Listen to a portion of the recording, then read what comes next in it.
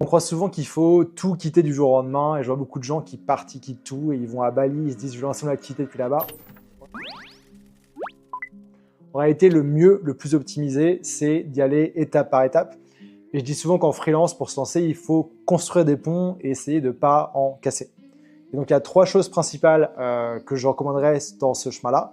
D'abord, c'est d'identifier les compétences que vous avez, que vous pouvez monétiser en tant que freelance.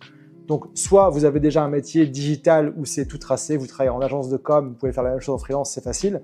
Sinon, c'est de faire le tri dans les compétences qui vous intéressent, sont en demande et qui ont du potentiel aussi, qui ont du potentiel pour évoluer en freelance.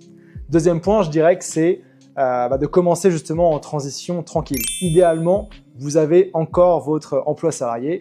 Vous pouvez y aller au fur et à mesure, commencer à travailler le soir, les week-ends, un petit peu en sous-marin. Pas forcément faire une méga annonce LinkedIn, je me lance, mais réactiver votre réseau tranquillement et commencer petit à petit en fait à trouver des missions qui vous payent avec un certain salaire tarif horaire qui augmente au fur et à mesure et à un moment de se dire quand même de faire la grande transition quand en fait vous vous dites si à ce tarif horaire-là et à temps plein, je pourrais vivre, par exemple, je ne sais pas, 2000 € par mois, 2500, peu importe. Là, se dire ok, j'amorce la transition complète, soit en rupture conventionnelle ou autre par rapport à ça. Et puis, moi, je vous dirais aussi que vous n'avez pas besoin de tout réinventer. Il y a des millions de freelances dans le monde, plein de gens qui l'ont fait avant vous, dans votre réseau ou autre.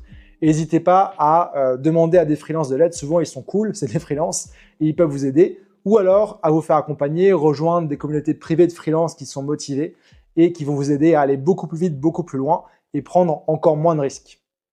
Et comme je dis souvent, il n'y a pas de petite action pour se lancer en freelance. Chaque chose que vous allez pouvoir faire aujourd'hui, demain, cette semaine, c'est déjà un pas de fait vers votre carrière freelance.